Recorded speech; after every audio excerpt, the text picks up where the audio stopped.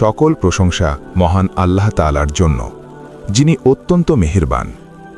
ইহুদিরা ইউসুফ আলাইহি ওয়াসাল্লামের কবর খুঁজে বের করার জন্য বিপুল পরিমাণ অর্থ, সময় এবং শ্রম ব্যয় করছে।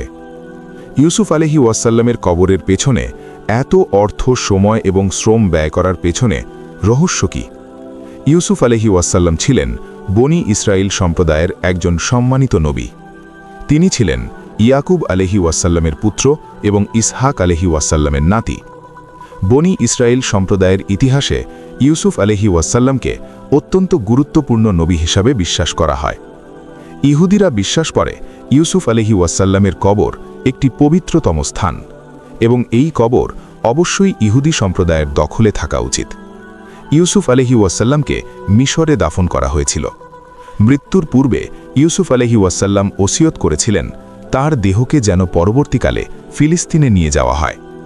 মুসা আলাইহি ওয়াসাল্লামের সময় মুসা আলাইহি ওয়াসাল্লাম যখন বনি ইসরাইল সম্প্রদায়কে সঙ্গে নিয়ে মিশর ত্যাগ করছিলেন, তখন ইউসুফ আলাইহি ওয়াসাল্লামের দেহকে কবর থেকে তুলে সঙ্গে নিয়েছিলেন এবং ফিলিস্তিনে পুনরায় দাফন করেছিলেন। বর্তমান সময়ে ইহুদিরা ইউসুফ আলাইহি ওয়াসাল্লামের কবর পরীক্ষা করে নিশ্চিত হতে চেয়েছিল যে সেখানে প্রকৃতপক্ষেই ইউসুফ আলাইহি ওয়াসাল্লামের দেহ রয়েছে কিনা। যখন ইহুদিরা ইউসুফ আলাইহি ওয়াসাল্লামের কবর পরীক্ষা করেছিল, তখন তারা সেই কবরে এমন অলৌকিক দৃশ্য দেখেছিল যে দৃশ্য দেখার পর সেখানে উপস্থিত ইহুদি বিজ্ঞানীরা বিস্ময় হতবিল হয়ে পড়েছিল। তারা অত্যন্ত আতঙ্কিত অবস্থায় সেই কবর ফেলে পালিয়ে এসেছিল। এইভাবেই মহান আল্লাহ তাআলা সকল ষড়যন্ত্রকে ব্যর্থ করে দিয়েছিলেন। মূল কাহিনী শুরু করার আগে ভিডিওটি লাইক করে চ্যানেলটি সাবস্ক্রাইব করুন।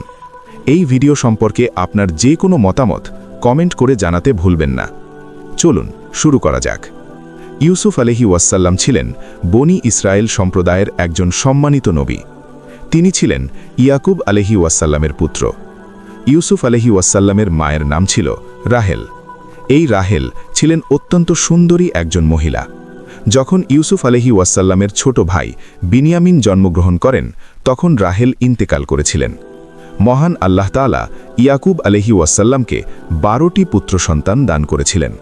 কিন্তু ইয়াকুব আলাইহি ওয়াসাল্লামের স্ত্রী রাহেলের গর্ভ থেকে শুধুমাত্র ইউসুফ আলাইহি ওয়াসাল্লাম এবং বিনিয়ামিন জন্মগ্রহণ করেছিলেন।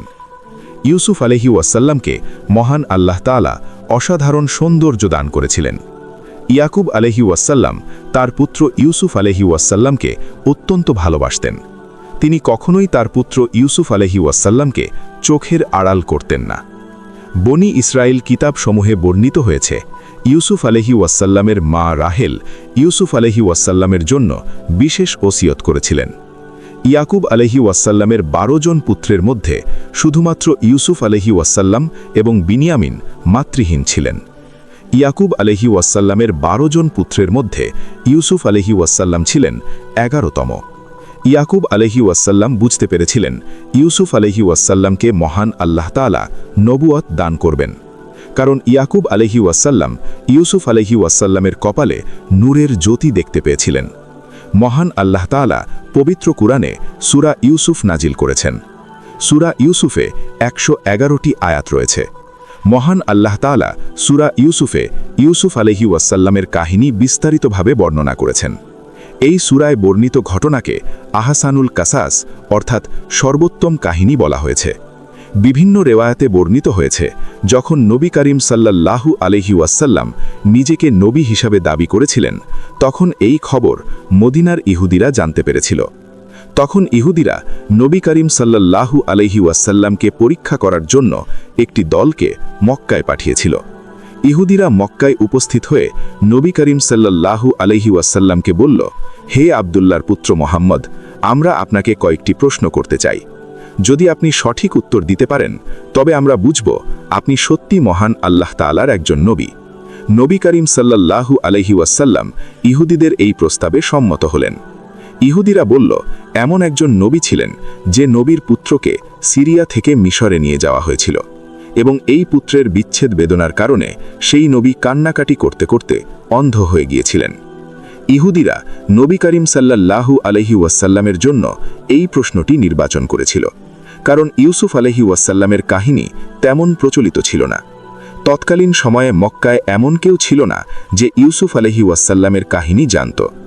ইহুদিদের এই প্রশ্নের উত্তরে মহান আল্লাহ তাআলা সূরা ইউসুফ নাজিল করেছিলেন। এই সূরায় মহান আল্লাহ তাআলা ইয়াকুব আলাইহি ওয়াসাল্লাম এবং ইউসুফ আলাইহি ওয়াসাল্লামের কাহিনী বিস্তারিতভাবে আলোচনা করেছিলেন।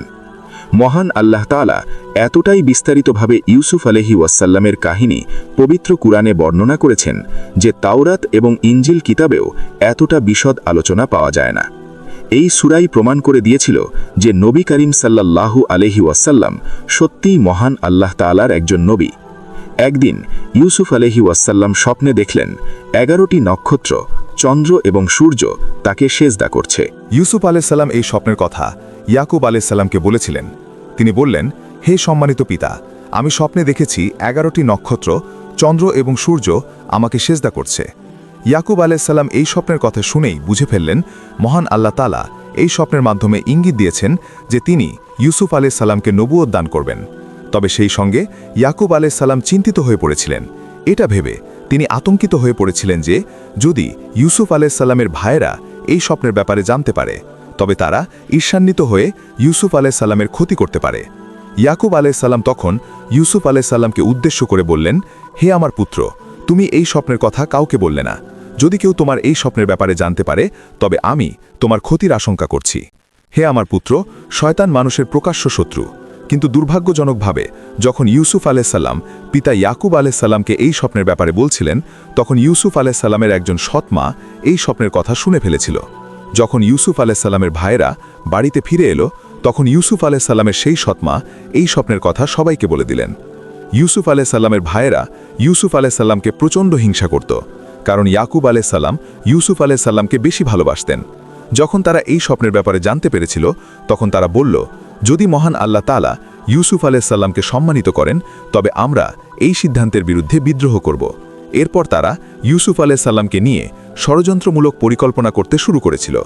ইউসুফ আলাইহিস সালামের ভাইয়েরা নিজেদের মধ্যে আলোচনা করে বলল, হয় ইউসুফকে মেরে ফেলতে হবে অথবা তাকে দূরের কোনো দেশে নির্বাসিত করতে হবে। এই 10 জনের মধ্যে একজনের নাম ছিল ইয়াহুদা। সে বলল, ইউসুফকে হত্যা করো না, বরং ইউসুফ আলাইহিস সালামকে কোনো গভীর কুয়ার মধ্যে ফেলে দিতে হবে। যদি সেই কুয়ার আশেপাশে কোনো কাফেলা আসে তবে সেই কাফেলা ইউসুফকে তুলে নিয়ে যাবে। এইভাবে আমরা ইউসুফকে হত্যা না করে আমাদের উদ্দেশ্য সফল করতে সক্ষম হব। পরের দিন 10 ভাই মিলে ইয়াকুব আলাইহিস সালামকে বললেন, হে সম্মানিত পিতা, ইউসুফকে আমাদের সঙ্গে দিন। নিশ্চয়ই আমরা ইউসুফের অমঙ্গল চাই না। হে সম্মানিত পিতা, আগামীকাল আমরা ইউসুফকে নিয়ে মাঠে যাব। সেখানে ইউসুফ আমাদের সঙ্গে খেলাধুলা করবে এবং আনন্দ করবে। ইয়াকুব আলাইহিস সালাম চিন্তিত কণ্ঠে বললেন, আমি আশঙ্কা করছি তোমরা খেলাধুলায় মগ্ন হয়ে যাবে। তখন ইউসুফকে বাঘ এসে হত্যা করে ফেলবে। ইউসুফ আলাইহিস সালামের ভাইয়েরা তখন জবাব দিল, আমরা এতজন থাকার পরেও যদি ইউসুফের কোনো ক্ষতি হয় তবে তো আমরা জালিমদের অন্তর্ভুক্ত হয়ে যাব। অনিচ্ছা সত্ত্বেও শেষ পর্যন্ত ইয়াকুব আলাইহিস সালাম রাজি হলেন, কিন্তু তিনি বারবার সাবধান করে দিলেন যেন ইউসুফ আলাইহিস সালামের কোনো ক্ষতি না হয়। পরের দিন যাত্রার সময় ইয়াকুব আলাইহিস সালাম অনেক দূর পর্যন্ত ইউসুফ আলাইহিস সালাম এবং তার ভাইদের সঙ্গে গেলেন। যতক্ষণ পর্যন্ত ইয়াকুব আলাইহিস সালাম উপস্থিত ছিলেন ততক্ষণ পর্যন্ত ইউসুফ আলাইহিস সালামের ভাইয়েরা ইউসুফ আলাইহিস সালামকে খুবই আদর যত্ন করেছিল। কিন্তু যখনই ইয়াকুব আলাইহিস সালাম চলে গেলেন তখনই তারা ইউসুফ আলাইহিস সালামকে মারধর করতে শুরু করল। এই 10 জনের হৃদয় এতটাই কঠিন হয়ে গিয়েছিল যে ইউসুফ আলাইহিস সালামের মতো একটি ছোট্ট শিশুকে তারা কোনো প্রকার দয়া দেখায় নাই। তবে বড় ভাই ইয়াহুদা আবারও বলল, ইউসুফকে এইভাবে মারধর করো না, সামনেই একটি কুয়া আছে, ইউসুফকে সেই কুয়ায় ফেলে দাও। যদি কোনো কাফেলা আসে তবে তারা ইউসুফকে তুলে নিয়ে যাবে। পবিত্র কুরআনে এই ঘটনা এইভাবে বর্ণিত হয়েছে। যখন তারা ইউসুফ আলাইহিস সালামকে নিয়ে গেল এবং সবাই মিলে ইউসুফ আলাইহিস সালামকে কুতে নিক্ষেপ করার সিদ্ধান্ত নিল তখন মহান আল্লাহ তাআলা ইউসুফ আলাইহিস সালামকে ওহী পাঠিয়ে বললেন, হে ইউসুফ, একদিন তোমার এই ভাইদের এই কাজের কথা আমি স্মরণ করিয়ে দেব। বিভিন্ন রেবায়েতে বর্ণিত হয়েছে এই সময়টাতে ইউসুফ আলাইহিস সালামের বয়স ছিল 7 বছর থেকে 17 বছরের মধ্যে। কিছু ইসলামিক ইতিহাসবিদগণ বলেন তখন ইউসুফ আলাইহিস সালামের বয়স ছিল 12 বছর। যখন ইউসুফ আলাইহিস সালামকে কুতে নিক্ষেপ করা হচ্ছিল তখন তিনি কুয়োর প্রান্ত আঁকড়ে ধরেছিলেন, কিন্তু ইউসুফ আলাইহিস সালামের ভাইয়েরা ইউসুফ আলাইহিস সালামের হাত ছাড়িয়ে তাকে কুয়াতে ফেলে দিয়েছিলেন। এই সময়টাতে মহান আল্লাহ তাআলার আদেশে জিব্রাইল আলাইহিস সালাম সেই কুয়াতে এসে উপস্থিত হলেন। জিব্রাইল আলাইহিস সালাম ইউসুফ আলাইহিস সালামকে ধরে নিরাপদে কুয়ার নিচে থাকা পাথরের উপর বসিয়ে দিলেন। 3 দিন পর্যন্ত ইউসুফ আলাইহিসসালাম এই কুয়াতেই অবস্থান করছিলেন। ইউসুফ আলাইহিসসালামের ভাই ইয়াহুদা প্রতিদিন গোপনে সেই কুয়ার কাছে আসত এবং খাবার ও পানি দড়ির মাধ্যমে ইউসুফ আলাইহিসসালামের কাছে পৌঁছে দিত। ইউসুফ আলাইহিসসালামকে কূপে নিক্ষেপ করার পর ইউসুফ আলাইহিসসালামের ভাইয়েরা আলোচনা করতে লাগলো এখন তারা পিতা ইয়াকুব আলাইহিসসালামকে কি উত্তর দেবে। অনেক আলোচনার পর তারা একটি ছাগল জবাই করে সেই ছাগলের রক্ত ইউসুফ আলাইহিসসালামের জামায় লাগিয়ে দিল। এরপর তারা কান্নাকাটি করতে করতে বাড়িতে উপস্থিত হয়ে বলল, হে সম্মানিত পিতা, আমরা মাঠে খেলাধুলায় মগ্ন ছিলাম, এমন সময় একটি নেকড়ে এসে ইউসুফকে নিয়ে গেছে। আপনি হয়তো আমাদের এই কথা বিশ্বাস করতে চাইবেন না, যদিও আমরা সত্যবাদী। সূরা ইউসুফ আয়াত 17। যদিও ইউসুফ আলাইহিসসালামের ভাইয়েরা ইউসুফ আলাইহিসসালামের জামায় রক্ত মাখিয়ে দিয়েছিল, কিন্তু তারা এটা ভুলে গিয়েছিল যে নেকড়ে কাউকে ধরে খেয়ে ফেললে তার জামা অক্ষত থাকবে না। যখন ইয়াকুব আলাইহিসসালাম রক্তে ভেজা জামাটি দেখলেন, তখনই তিনি বুঝতে পেরেছিলেন সবাই মিথ্যা বলছে। তখন ইয়াকুব আলাইহিসসালাম বললেন, হে আমার পুত্ররা, এই নেকড়ে খুবই জ্ঞানী এবং বুদ্ধিমান ছিল। সে ইউসুফকে এমনভাবে খেয়েছে ইউসুফের জামা একদম অক্ষত অবস্থায় রয়েছে। সেখানে কি ঘটেছিল সেটা তোমরাই ভালো জানো। আমি অবশ্যই এই ব্যাপারে ধৈর্য ধারণ করব। আমি মহান আল্লাহ তাআলার কাছে সাহায্য প্রার্থনা করছি। তাফসির ইবনে কাসিরে বর্ণিত হয়েছে, একটি বাণিজ্যিক কাফেলা তৎকালীন শাম দেশ থেকে মিশরের উদ্দেশ্যে যাচ্ছিল, কিন্তু দুর্ভাগ্যজনকভাবে এই কাফেলাটি পথ ভুল করে একটি নির্জন প্রান্তরে উপস্থিত হয়েছিল। এই নির্জন প্রান্তরেই সেই কূপটি ছিল যে কূপে ইউসুফ আলাইহিসসালামকে নিক্ষেপ করা হয়েছিল। নির্জন প্রান্তরে উপস্থিত হয়ে বাণিজ্যিক কাফেলার লোকেরা পানির খোঁজ করতে লাগল। এমন সময় মালিক বিন দুয়ার নামক একজন ব্যক্তি সেই কূপ থেকে পানি সংগ্রহ করার জন্য দড়িতে বালতি বেঁধে কুয়ায় ফেলল। ইউসুফ আলাইহিসসালাম বালতি এবং দড়ির সাহায্যে সেই কূপ থেকে উঠে এলেন। মালিক বিন দুয়ার বিস্মিত হয়ে দেখলেন একটি কিশোর ছেলে বালতির সঙ্গে উঠে এসেছে। তখন সে আনন্দে চিৎকার করে বলল, দারুণ খুশির খবর, খুব সুন্দর একটি ছেলে পাওয়া গেছে। নবী করিম সাল্লাল্লাহু আলাইহি ওয়াসাল্লাম বলেছেন, মেরাজের রাতে আমি ইউসুফ আলাইহি ওয়াসাল্লামের সঙ্গে সাক্ষাৎ করেছিলাম। তখন আমি দেখলাম মহান আল্লাহ তাআলা ইউসুফ আলাইহি ওয়াসাল্লামকে সমগ্র দুনিয়ার অর্ধেক সৌন্দর্য দান করেছেন এবং বাকি অর্ধেক সমগ্র দুনিয়াকে দান করেছেন। ইয়াহুদা প্রতিদিন ইউসুফ আলাইহি ওয়াসাল্লামের জন্য খাবার নিয়ে আসত। ইয়াহুদা যখন খাবার নিয়ে সেই কূপের কাছে উপস্থিত হলো, তখন সে দেখল একটি বাণিজ্যিক কাফেলা ইউসুফ আলাইহি ওয়াসাল্লামকে উদ্ধার করেছে। ইয়াহুদা তখন খুব দ্রুত বাকি ভাইদেরকে ডেকে আনল এবং কাফেলার লোকদেরকে বলল, তোমরা যে ছেলেটিকে উদ্ধার করেছ সে হচ্ছে আমাদের গোলাম। এই ছেলেটির ওপর তোমাদের কোনো অধিকার নেই, তবে তোমরা চাইলে এই গোলামকে কিনতে পারো। বাণিজ্যিক কাফেলার লোকেরা তখন খুব বেশি উচ্চবাচ্য করে নাই, কারণ তারা একটি অপরিচিত স্থানে অবস্থান করছিল।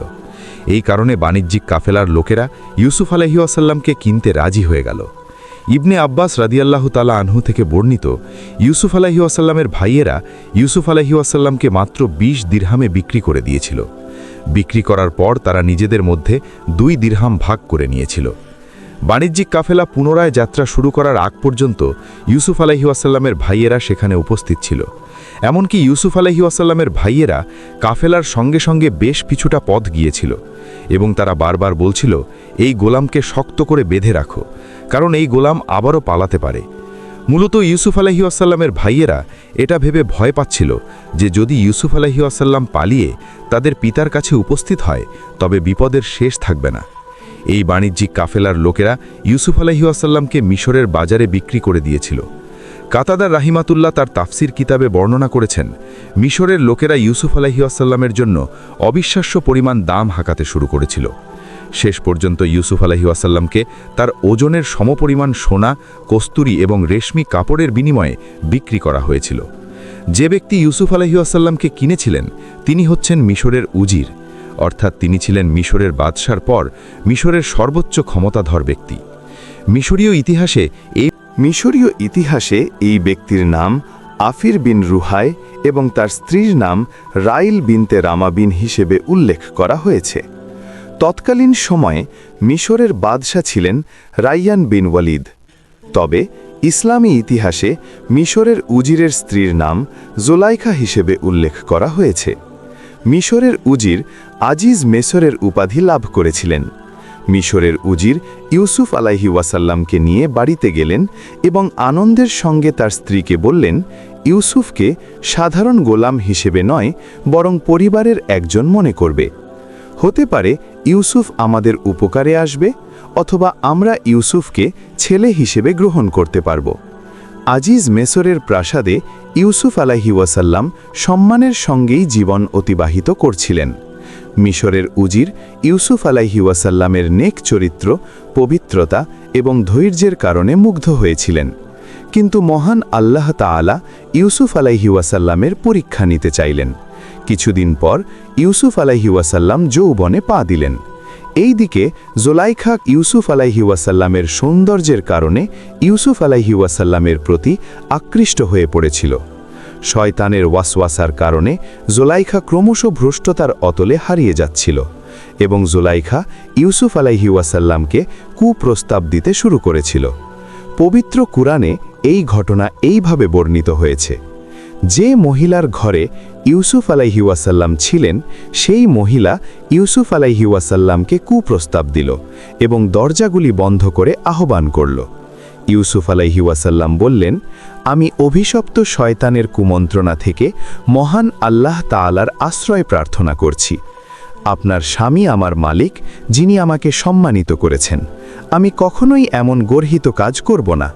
নিশ্চয়ই জালেম সম্প্রদায় বিফল হয়। সূরা ইউসুফ আয়াত 23। যখন ইউসুফ আলাইহি ওয়াসাল্লাম বুঝতে পেরেছিলেন জোলাইখা তাকে জেনায় লিপ্ত হওয়ার জন্য আহ্বান করছে, তখন তিনি নিজেকে রক্ষা করার জন্য দরজার উদ্দেশ্যে দৌড় দিলেন। এই সময় জোলাইখা ইউসুফ আলাইহি ওয়াসাল্লামকে ধাওয়া করল এবং ইউসুফ আলাইহি ওয়াসাল্লামের জামার পেছনের অংশ টেনে ধরল। এই টানাটানির কারণে ইউসুফ আলাইহি ওয়াসাল্লামের জামা ছিঁড়ে গেল। এমন সময় আজিজ মেসর সেখানে এসে উপস্থিত হলেন। স্বামীকে দেখে জুলাইখা নিজেকে নির্দোষ প্রমাণ করার জন্য ইউসুফ আলাইহি ওয়াসাল্লামের বিরুদ্ধে মিথ্যা অপবাদ দিতে শুরু করল। জুলাইখা বলল, যে ব্যক্তি আপনার স্ত্রীর সঙ্গে খারাপ ইচ্ছা পোষণ করে, তার শাস্তি কি এই নয় যে তাকে কারাগারে নিক্ষেপ করা হোক অথবা তাকে কঠিন শাস্তি দেওয়া হোক? সূরা ইউসুফ আয়াত 23। ইউসুফ আলাইহি ওয়াসাল্লাম যখন দেখলেন জোলাইখা তার বিরুদ্ধে মিথ্যা দোষারোপ দেওয়া শুরু করেছে, তখন তিনি বললেন, এই মহিলাই আমাকে জবরদস্তি করার চেষ্টা করেছিল। মিশরের উজির তখন সংকটে পড়ে গেলেন। তার সামনে ছিল দুইটি পক্ষ।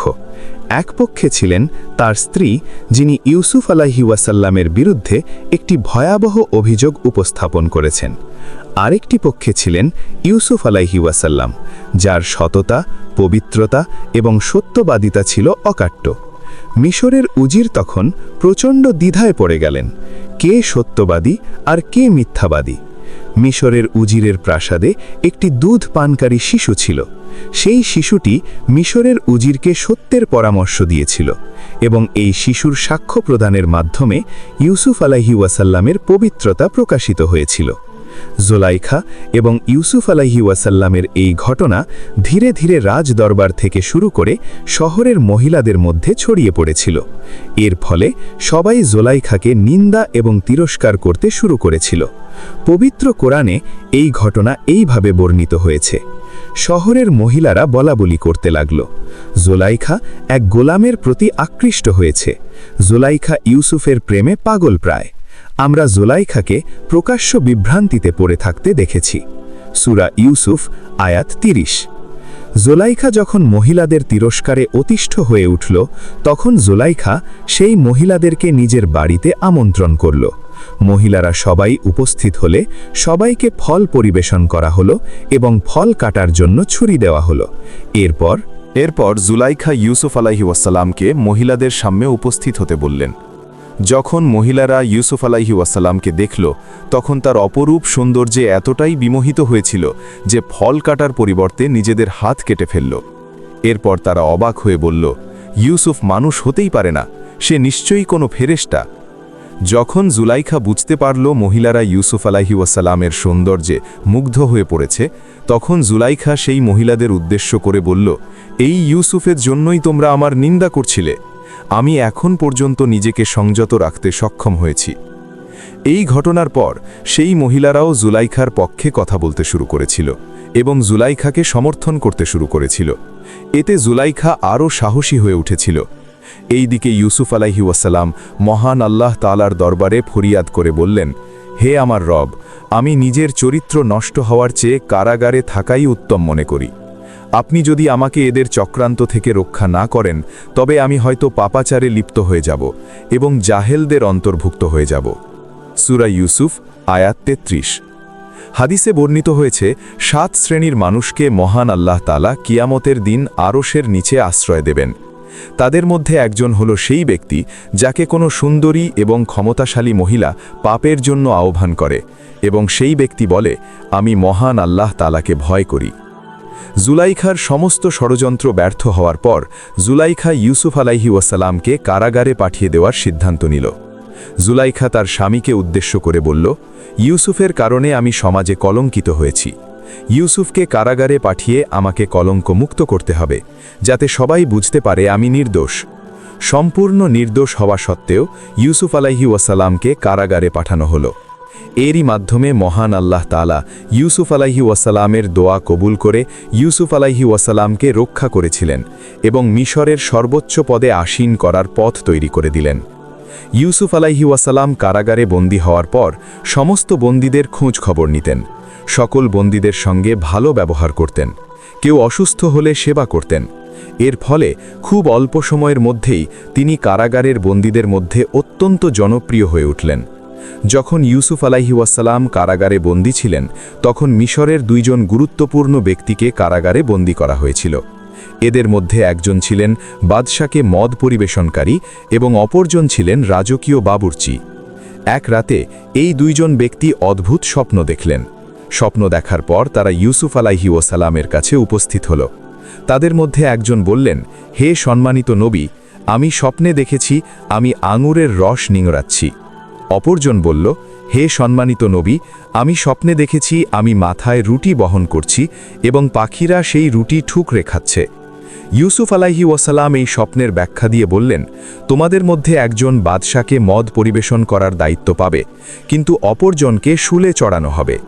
যাকে শুলে চড়ানো হবে তার মাথার মগজ পাখিরা ঠুকরে খাবে। যে ব্যক্তি মুক্তি পাবে, ইউসুফ আলাইহি ওয়াসাল্লাম তাকে গোপনে বলেছিলেন, তুমি যখন বাদশার দরবারে যাবে তখন তুমি অবশ্যই আমার কথা বলবে। কিন্তু শয়তান সেই ব্যক্তিকে ইউসুফ আলাইহি ওয়াসাল্লামের কথা ভুলিয়ে দিয়েছিল। এর ফলে ইউসুফ আলাইহি ওয়াসাল্লামকে আরও কয়েক বছর কারাগারে থাকতে হয়েছিল। বিভিন্ন রেওয়ায়েতে বর্ণিত হয়েছে ইউসুফ আলাইহি ওয়াসাল্লামকে 7 বছর কারাগারে থাকতে হয়েছিল। অন্য একটি রেওয়ায়েতে 14 বছরের কথা উল্লেখ করা হয়েছে।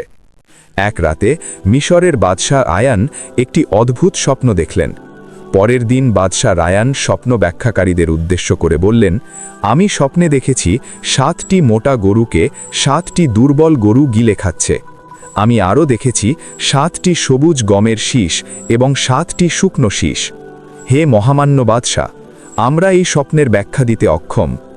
এমন সময় কারাগারে বন্দী হওয়া সেই রাজকর্মচারীর ইউসুফ আলাইহি ওয়াসাল্লামের কথা স্মরণ হল। সেই ব্যক্তি তখন বাদশাহ রায়ানকে উদ্দেশ্য করে বললেন, হে মহামান্য বাদশাহ, মিশরের কারাগারে এমন একজন জ্ঞানী ব্যক্তি রয়েছেন যিনি এই স্বপ্নের ব্যাখ্যা দিতে সক্ষম। আপনি সম্মত হলে আমি কারাগারে গিয়ে এই স্বপ্নের ব্যাখ্যা জেনে আসতে পারি। কারাগারে একজন জ্ঞানী ব্যক্তি বন্দী অবস্থায় রয়েছেন, এটা জেনে বাদশাহ রায়ান যথেষ্ট অবাক হলেন। মদ পরিবেশনকারী সেই ব্যক্তি কারাগারে গিয়ে ইউসুফ আলাইহি ওয়াসাল্লামকে উদ্দেশ্য করে বললেন, হে সম্মানিত নবী, আমাদের মহামান্য বাদশাহ স্বপ্নে দেখেছেন 7টি মোটা গরুকে 7টি দুর্বল গরু গিলে খাচ্ছে এবং 7টি সবুজ গমের শীষ এবং 7টি শুকনো শীষ। ইউসুফ আলাইহি ওয়াসাল্লাম বললেন, আগামী 7 বছর মিশরে প্রচুর ফসল হবে এবং পরের 7 বছর মিশরে ভয়াবহ দুর্ভিক্ষের সৃষ্টি হবে। তোমরা আগামী 7 বছর প্রচুর ফসল উৎপাদন করবে। সেই ফসলের প্রয়োজনীয় অংশ রেখে বাকিটা শীষ সহ সংরক্ষণ করতে হবে। যখন দুর্ভিক্ষের আগমন হবে তখন এই মজুদ করা শস্যের মাধ্যমে সে বিপদকে মোকাবেলা করতে হবে। এরপর এমন একটি সময় আসবে যখন মহান আল্লাহ তাআলার রহমতে প্রচুর বৃষ্টি হবে। এখানে লক্ষণীয় বিষয় হচ্ছে ইউসুফ আলাইহি ওয়াসাল্লাম শুধুমাত্র স্বপ্নের ব্যাখ্যাই দেন নাই, বরং এই দুর্ভিক্ষ থেকে কিভাবে মুক্তি পাওয়া যাবে সেই উপায়ও বলে দিয়েছিলেন। মদ পরিবেশনকারী ব্যক্তি বাদশাহ রায়ানকে স্বপ্নের ব্যাখ্যা বললেন।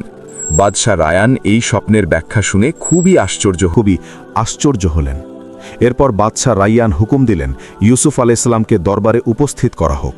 যখন ইউসুফ আলাইসাল্লাম জানতে পারলেন মিশরের বাদশাহ তাকে মুক্তি দিয়েছেন, তখন ইউসুফ আলাইসাল্লাম বললেন, বাদশাহ রাইয়ানের এই আদেশকে আমি সম্মান জানাই, কিন্তু বাদশাহ রাইয়ানের অনুগ্রহে আমি মুক্তি চাই না। আপনারা বাদশাকে বলুন তিনি যেন আমার অপরাধের বিষয়ে আবারও তদন্ত করেন।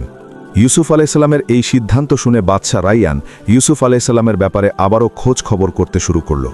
বাদশাহ সেই সমস্ত মহিলাদেরকে দরবারে উপস্থিত হতে বললেন যারা ইউসুফ আলাইসাল্লামকে দেখে হাত কেটেছিল। মহিলারা উপস্থিত হওয়ার পর বাদশাহ বললেন, হে সম্মানিত মহিলাগণ, আমি আশা করছি আপনারা আমাকে মিথ্যা বলবেন না। সেই সমস্ত মহিলারা সকলেই বলল, হে মহামান্য বাদশাহ, আমরাই ইউসুফ আলাইসাল্লামের প্রতি আকৃষ্ট হয়েছিলাম। ইউসুফ সম্পূর্ণ পবিত্র। এরপর বাদশাহ রাইয়ান জুলাইখাকে দরবারে উপস্থিত হওয়ার হুকুম দিলেন।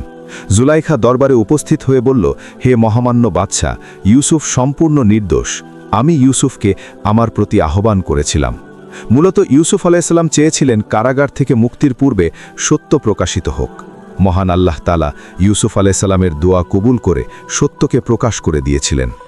এরপর বাদশাহ রাইয়ানের হুকুমে ইউসুফ আলাইসাল্লামকে সসম্মানে রাজকীয় মেহমানখানায় নিয়ে যাওয়া হলো।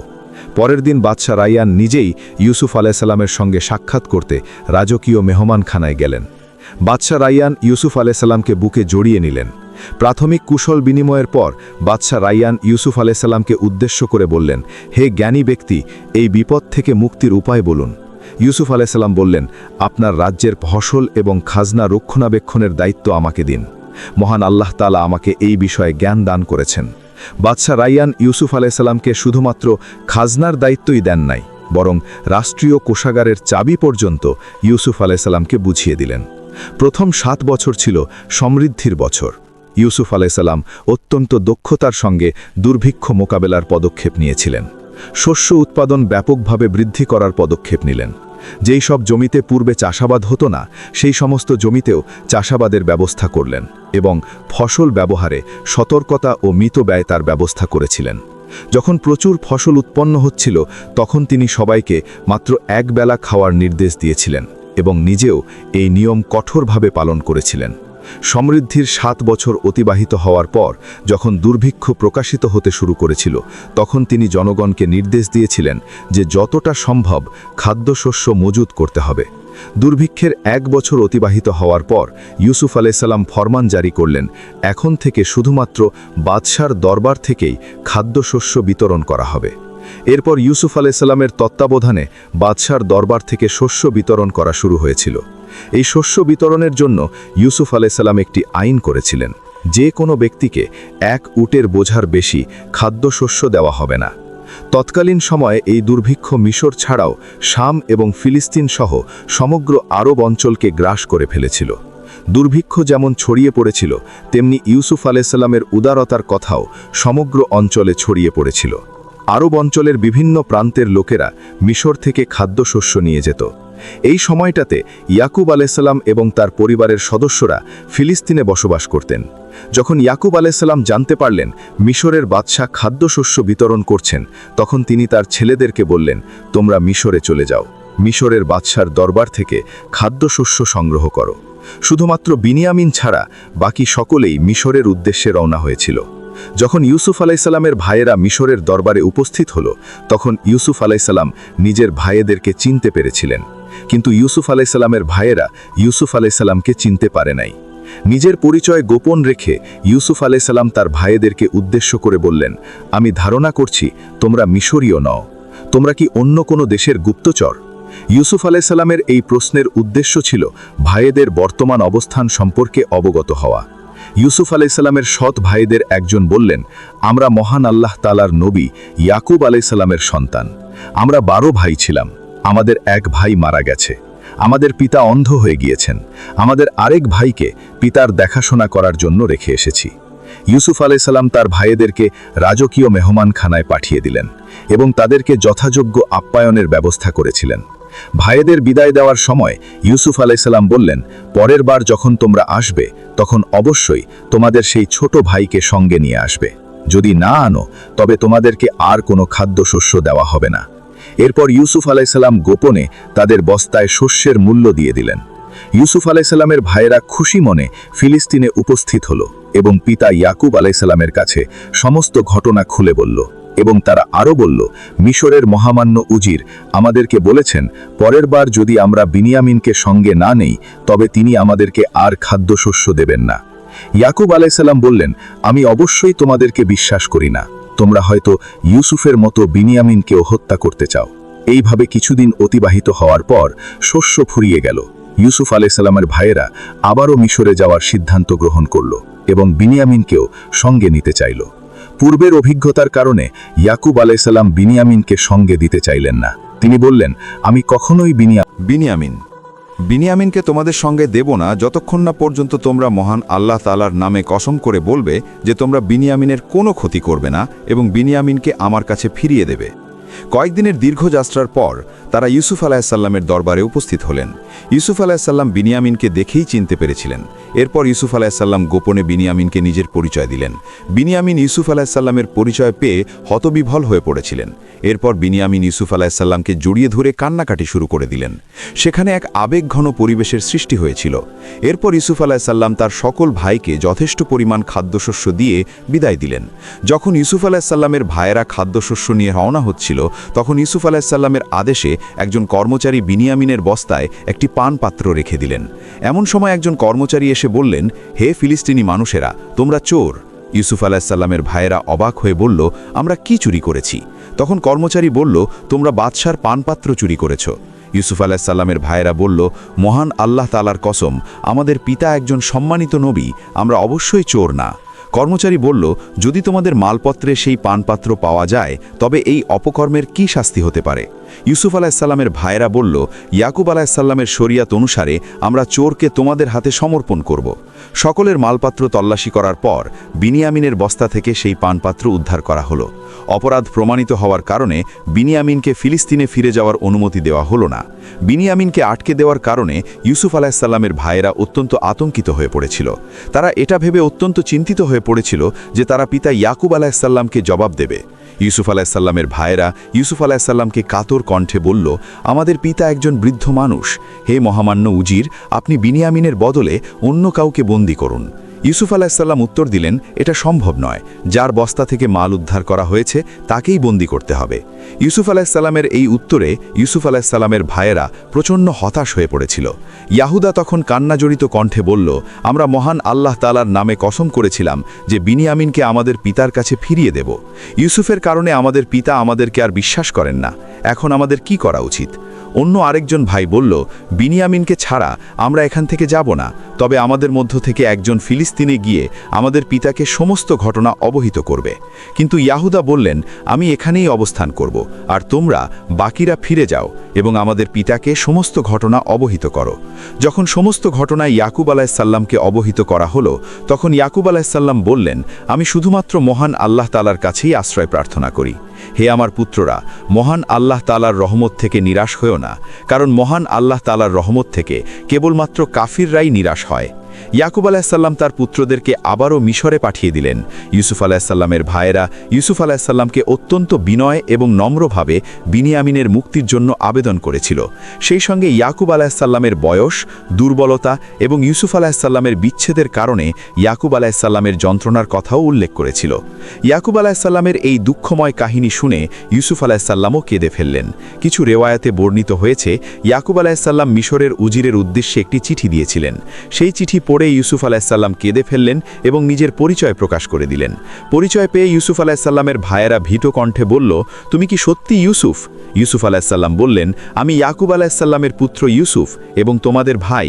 মহান আল্লাহ তাআলা আমাদের উপর অনুগ্রহ করেছেন।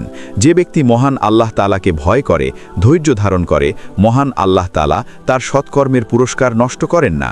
সূরা ইউসুফ আয়াত 90। ইউসুফ আলাহিসাল্লামের ভাইয়েরা যখন দেখল মহান আল্লাহ তাআলা ইউসুফ আলাহিসাল্লামকে সম্মানিত করেছেন, তখন তারা নিজেদের ভুল বুঝতে পেরেছিল এবং ইউসুফ আলাহিসাল্লামের কাছে ক্ষমা চাইল। ইউসুফ আলাহিসাল্লাম তার ভাইদেরকে ক্ষমা করে দিয়ে প্রচুর পরিমাণে খাদ্যশস্য দিলেন এবং ভাইদেরকে উদ্দেশ্য করে বললেন, আমার এই জামাটি নিয়ে যাও, মহান আল্লাহ তাআলা এই জামার বরকতে আমাদের পিতার দৃষ্টি ফিরিয়ে দেবেন, এরপর তোমরা সবাই মিশরে চলে আসবে। যখন ইউসুফ আলাহিসাল্লামের ভাইয়েরা জামাটি নিয়ে ইয়াকুব আলাহিসাল্লামের সামনে উপস্থিত হলেন, তখন ইয়াকুব আলাহিসাল্লাম বললেন, তোমরা হয়তো এটাই মনে করবে যে ইউসুফের শোকে আমি পাগল হয়ে গিয়েছি, এরপরও আমি বলবো আমি ইউসুফের গন্ধ পাচ্ছি। ইউসুফ আলাহিসাল্লামের ভাইয়েরা সেই জামাটি ইয়াকুব আলাহিসাল্লামের সামনে রাখলেন। এর ফলে মহান আল্লাহ তাআলার অসীম করুণায় ইয়াকুব আলাইহি ওয়াসাল্লাম দৃষ্টিশক্তি ফিরে পেলেন। এরপর ইয়াকুব আলাইহি ওয়াসাল্লাম ছেলেদেরকে উদ্দেশ্য করে বললেন, আমি তোমাদের আগেই বলেছিলাম, আমি মহান আল্লাহ তাআলার পক্ষ থেকে এমন কিছু জানি যা তোমরা জানো না। সূরা ইউসুফ আয়াত ৯৬। কিছুদিন পর ইয়াকুব আলাইহি ওয়াসাল্লাম তার পরিবারের সকলকে নিয়ে মিশরের উদ্দেশ্যে রওনা হলেন। অন্যদিকে ইউসুফ আলাইহি ওয়াসাল্লাম একটি বিশাল বাহিনী নিয়ে শহরের বাইরে ইয়াকুব আলাইহি ওয়াসাল্লামের জন্য অপেক্ষা করছিলেন। এত বছর পর পিতা পুত্রের মিলন হল। ইয়াকুব আলাইহি ওয়াসাল্লাম অনেকটা সময় ইউসুফ আলাইহি ওয়াসাল্লামকে পরম মমতায় বুকে জড়িয়ে ধরেছিলেন। এখন আমরা ইউসুফ আলাইহি ওয়াসাল্লামের কবর এবং ইউসুফ আলাইহি ওয়াসাল্লামের ওসিয়ত সম্পর্কে বিস্তারিত আলোচনা করব। যখন ইউসুফ আলাইহি ওয়াসাল্লামের মৃত্যুর সময় ঘনিয়ে এসেছিল, তখন তিনি মিশরেই বসবাস করতেন এবং মিশরেই ইউসুফ আলাইহি ওয়াসাল্লামকে কবর দেওয়া হয়েছিল। ইউসুফ আলাইহি ওয়াসাল্লামকে কোথায় দাফন করা হবে, এই বিষয়ে ইউসুফ আলাইহি ওয়াসাল্লামের অনুসারীদের মধ্যে মতভেদে সৃষ্টি হয়েছিল। প্রত্যেক অনুসারী ইউসুফ আলাইহি ওয়াসাল্লামের দেহকে নিজের এলাকায় দাফন করতে চেয়েছিল। অবশেষে ইউসুফ আলাইহি ওয়াসাল্লামকে নীল নদের মাঝখানে একটি মার্বেল পাথরের কফিনে রেখে দাফন করা হয়েছিল। ইউসুফ আলাইহি ওয়াসাল্লামের বরকতে নীল নদের পানি সমগ্র মিশরে ছড়িয়ে পড়েছিল এবং বর্তমান সময়েও মিশরের জন্য নীল নদ খুবই গুরুত্বপূর্ণ। মহান আল্লাহ তাআলা যখন বনি ইসরায়েল সম্প্রদায়ের জন্য মুসা আলাইহি ওয়াসাল্লামকে পাঠিয়েছিলেন, তখন মুসা আলাইহি ওয়াসাল্লাম মহান আল্লাহ তাআলার আদেশে বনি ইসরায়েল সম্প্রদায়কে সঙ্গে নিয়ে ফিলিস্তিনের উদ্দেশ্যে যাত্রা শুরু করেছিলেন। এই সময়টাতে ইহুদি আলেমগণ মুসা আলাইহি ওয়াসাল্লামকে বললেন, হে মুসা আলাইহি ওয়াসাল্লাম, ইউসুফ আলাইহি ওয়াসাল্লাম আমাদেরকে ওসিয়ত করেছিলেন যে বনি ইসরায়েল সম্প্রদায় যখন মিশর ছেড়ে ফিলিস্তিনে চলে যাবে, তখন তার দেহটাকে যেন আমরা সঙ্গে নিয়ে যাই এবং ফিলিস্তিনেই দাফন করি। তবে এখানে একটি বড় সমস্যা হচ্ছে, বনি ইসরায়েল সম্প্রদায়ের কেউ জানত না ইউসুফ আলাইহি ওয়াসাল্লামের কবর কোথায় রয়েছে। এই সময়ে একজন বৃদ্ধা বললেন, আমি জানি সেই কবর কোথায়, তবে আমাকে এই ওয়াদা করতে হবে যে জান্নাতে আমি এবং মুসা পাশাপাশি অবস্থান করব। বৃদ্ধার এই প্রস্তাবে মুসা আলাইহি ওয়াসাল্লাম ক্রোধান্বিত হয়েছিলেন, কিন্তু এমন সময় জিব্রাইল আলাইহি ওয়াসাল্লাম এসে বললেন, মহান আল্লাহ তাআলা এই বৃদ্ধার মনের আশা পূর্ণ করবেন। তখন মুসা আলাইহি ওয়াসাল্লাম বৃদ্ধাকে প্রতিশ্রুতি দিলেন।